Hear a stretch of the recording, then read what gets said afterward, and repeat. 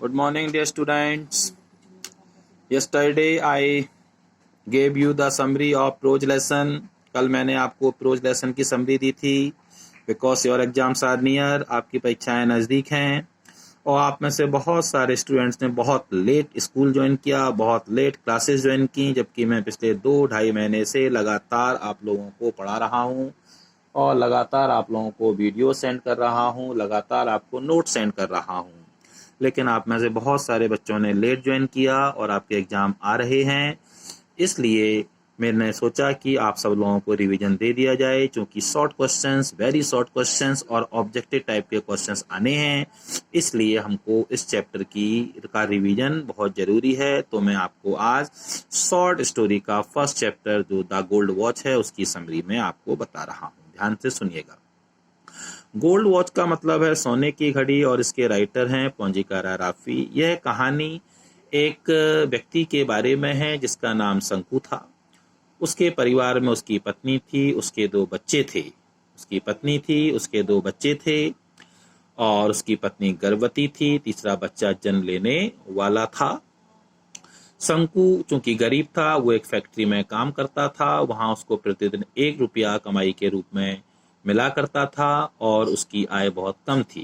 पिछले ही साल उसकी माँ की मृत्यु हुई थी. वहाँ उसका खर्चा हो गया था बहुत ज़्यादा, इसलिए उस पर बहुत ज़्यादा कर चढ़ा हुआ था. उसकी आय बहुत कम थी और कर्जा बहुत ज़्यादा था. पत्नी उसकी गर्भवती थी, उसके लिए भी उसको पैसों की ज़रूरत थी और दोनों बच्चे अस्वस्थ थे. उनकी दवाइयों की ज़रूरत थी, उनके लिए फल की जरूरत, फ्रूट्स खरीदने की ज़रूरत थी. कई लोगों का कर्जा चुकाना था. तो शंकु हमेशा यही सोचता रहता था कि किस प्रकार वो अपना कर्जा चुकाए. तो ऐसा सोचता रहता था, परेशान रहता था. उसका किसी काम में मन नहीं लगता था. जिस फैक्ट्री में वो काम करता था वहाँ उसका एक इंजीनियर था, उसका अधिकारी था जो एक अंग्रेज इंजीनियर था और उसके पास एक सोने की घड़ी थी. जब शंकु ने इस घड़ी को देखा तो उसने सोचा कि यदि मैं इस घड़ी को किसी प्रकार चुरा लूं तो मैं आसानी से अपना कर्जा चुका दूंगा. यदि मैं किसी प्रकार से घड़ी को चुरा लूं तो मैं अपना कर्जा आसानी से चुका दूंगा. और इस घड़ी को चुराना आसान था क्योंकि यह घड़ी हमेशा उसके अधिकारी के ऑफिस के कमरे में रखी रहती थी. दोपहर में जिस समय वो भोजन करने के लिए अपने घर जाता था, घड़ी को वहीं छोड़ जाता था. इसलिए शंकु ने सोचा कि दिन के भोजन का जो समय है, लंच इंटरवल जो समय है, उस समय अगर घड़ी को चुराऊं तो आसान रहेगा. क्योंकि सारे फैक्ट्री वर्कर फैक्ट्री के बाहर चले जाते थे, उसका अधिकारी भी घर चला जाता था, 2 घंटे बाद लौटता था. तो अगले दिन जब दोपहर का समय आया, लंच इंटरवल का समय आया, तो सारे वर्कर्स फैक्ट्री के बाहर चले जाते हैं और थोड़ी देर बाद उसका ऑफिसर भी अपना रूम छोड़कर चला जाता है. लेकिन सोने की घड़ी जो है वो मेज पर रखी रहती है.